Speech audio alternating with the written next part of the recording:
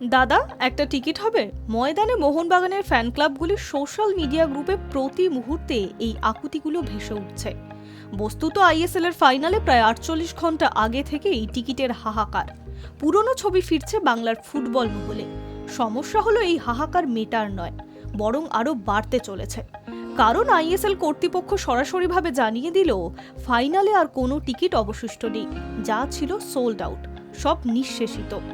আসলে টেকনিক্যালি এই ম্যাচটি মোহনবাগানের হোম ম্যাচ নয়। প্রতিযোগিতায় ফাইনাল হওয়ায় এই ম্যাচের আয়োজক এফএসডিএল। স্বাভাবিকভাবেই টিকিটের নিয়ন্ত্রণ করছে এফএসডিএলই।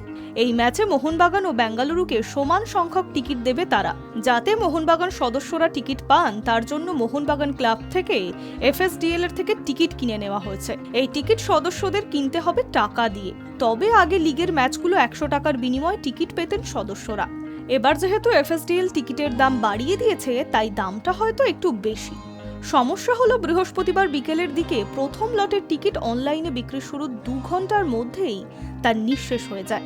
সেটার পর মোহনবাগান সমর্থকরা আশায় ছিলেন হয়তো পরে আবার টিকিট ছাড়া হবে, কিন্তু শুক্রবারই আইএসএল এর সোশ্যাল মিডিয়া হ্যান্ডেলে জানিয়ে দেওয়া হলো আর কোনো টিকিট অবশিষ্ট নেই, সব শেষ। সেমিফাইনালে স্টেডিয়াম ভরিয়েছে প্রায় 60,000 মোহনবাগান সমর্থক। ফাইনালেও যুবভারতী ভরিয়ে দিতে প্রস্তুত সবুজ মেরুন জনতা। সমস্যা হলো টিকিট মিলছে না।